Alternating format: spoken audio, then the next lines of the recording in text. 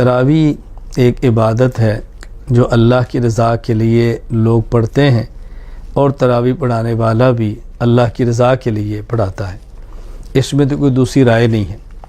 باقی مسئلہ جو امام تراویح پڑھاتا ہے اور پورا دن قرآن کریم کو یاد کرتا ہے، قرآن کریم سنانے کے لیے کسی اور مشغلے میں مشغول بھی نہیں ہو سکتا، اور اس کے اخراجات بھی ہیں، اس کی ضرورتیں بھی ہیں، تو اس تراویح پڑھانے والے کو تو پیسوں کی نیت سے نہیں، اللہ کی رضا کے لیے ہی پڑھانی چاہیے۔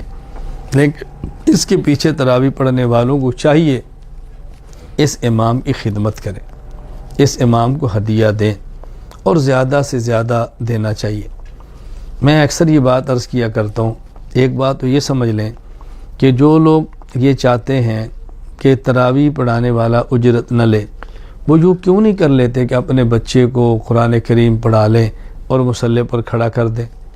وہ کیوں نہیں کر لیتے خود قرآن یاد کر لیں اور تراویح پڑھا لیا کریں؟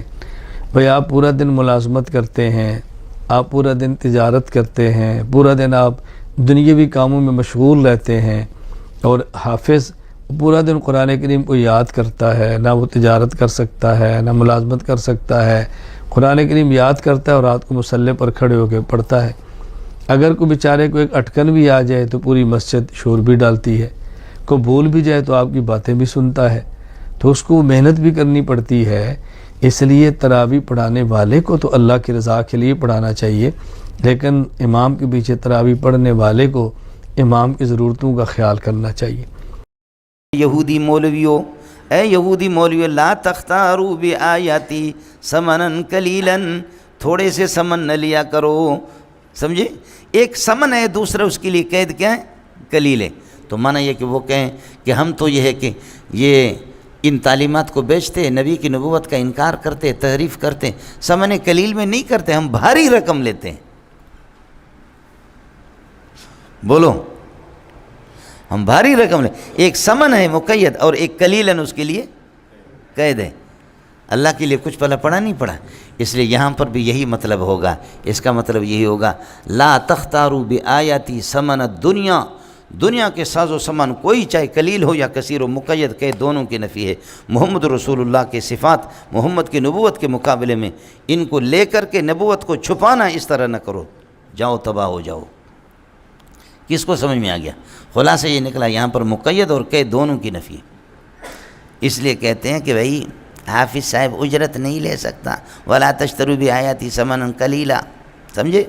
حنفیہ نے اسی سے کہا کہ اجرت علی الطاعات، طاعات پر اجرت لینا ہی ناجائز ہے۔ اب ہمارے بعض بزرگ کہتے ہیں کہ جی حافظ کو تھوڑا پیسہ نہ دو، زیادہ دے دو، لا تشتروا بآیاتی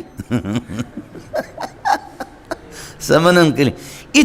اتنے بڑے لوگ، سمجھے؟ آیا مسئلہ سمجھ میں نہیں آیا آپ کو؟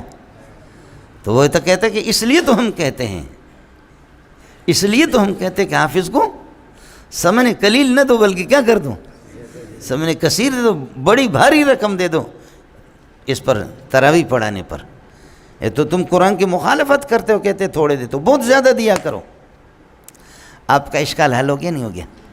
اشکال حل ہو گیا نہیں ہو گیا؟ یہ جیسے کہ میں نے آپ کو بتایا، حضرت اقدس اللہ عنہ شاہ کشمیری فرمایا، لا یسألون الناس الحافا، چمٹ کر کے، الحاف لحاف سے، جیسے لحاف سردی میں آدمی اپنے اوپر ڈال دیتا ہے، سمجھے؟ چمٹ جاتا ہے لحاف، تو الحافاً گریہ ازار، اصرار کر کے چمٹ جانا کہ دے دو، کہتے نہیں میرے پاس، دے دو، کہتے میرے پاس نہیں، ارے بھائی اللہ کی نام بھی دے دو، ارے بابا نہیں ہے کچھ، ارے بھائی اللہ کی نام بھی دے دو، ارے بھائی روپے کا سوال ہے، 10 روپے کا سوال ہے۔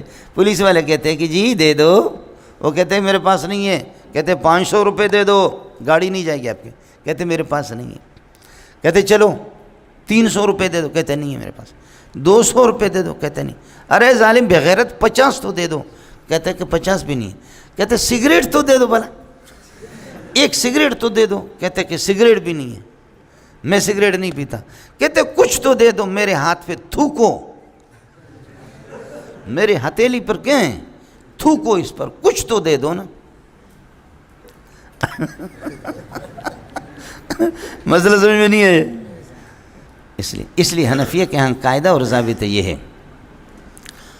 کہ الطاعات التي يعود نفعها الى المطيع الى العابد، الطاعات التي يعود نفعها الى العابد، وہ طاعات اور وہ عبادات جن کا فائدہ آپ کو خود ملتا ہے، لا يجوز اخذ الاجرت علیہ، ان پر اجرت نہیں لے سکتے۔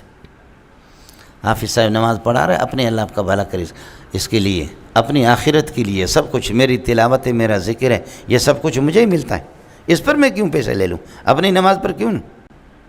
آئے سمجھ؟ باقی ہاں امام صاحب کو، خطیب صاحب کو، اسی طرح مدرس صاحب کو یہ بھی طے شدہ ہے کہ ابو حنیفہ کے یہاں اس کی بھی اجازت نہیں، متقدمین حنفیہ کے یہاں اس کی بھی اجازت نہیں، متاخرین نے کہا اس پر اجرت نہیں ہے، ہدایہ پڑھانے پر، ان کتابوں پر نہیں ہے، وہ کہتے ہیں صرف اس کی وقت پر ہے کہ انہ حبس وقتہ لنا، اس نے اپنے وقت کو مقرر کر دیا، اس وقت میں یہ مستقل دائمی ہے، تو اس وقت پر ہم دے رہے ہیں، ان کو کیا کر رہے ہیں اس وقت پر، کہ اس کو باقی موانع سے اور باقی مشاغل سے ہم نے روکے رکھا ہے۔ یہ ایک حیلہ تھا، اور اب بھی بہتر اور افضل اور یہی ہے، خدا جس کو توفیق دے دے وہ نہ لے۔ میں نے انہی پٹھانوں میں دیکھا ہے، میرے شاگرد جو ہمیں لے جاتے ہیں، 5 بھائی ہے، ایک بھائی کو انہوں نے فارغ کر دیا، تو پڑھ، تیرے لیے گاڑی مفت، تیرے لیے اللہ کا بھلا کرے پیسے مفت، تیرے لیے کتب خانہ مفت، تو درس تدریس کر، 1 روپے بھی حرام ہے نہ لو۔ خدا کی قسم میں کئی پٹھانوں کے پاس گیا، اور ہمارے شاگرد وہ کہتے ہیں استاد جی ہمارے بھائیوں نے اور ہمارے ابا نے ہمیں بے نیاز کر دیا دنیا سے۔ حضرت سفیان ثوری رحمۃ اللہ علیہ رات کو تہجد میں اٹھ کر کے رو کر کے دعا کرتا تھا، کہتا تھا اے اللہ، حضرت یحییٰ کو، یحییٰ ایک مالدار تھا، کہا اللہ یحییٰ کو آخرت کے غموں سے بے نیاز کر دینا، اس نے مجھے دنیا کے غموں سے بے نیاز کر دی۔ سمجھی؟ اے اللہ، ارے آپ سن رہے نہیں سن رہے؟ ہاں مولانا، اس کو ختم بھی کرنا ہے لیکن سمجھو بھی اس کو۔ تو دونوں آیتوں میں ولا تکونوا اول کافر بھی ولا تشتروا بآیاتی ثمنا قلیلا، مقید اور قید دونوں کی نفی ہے، خیال کر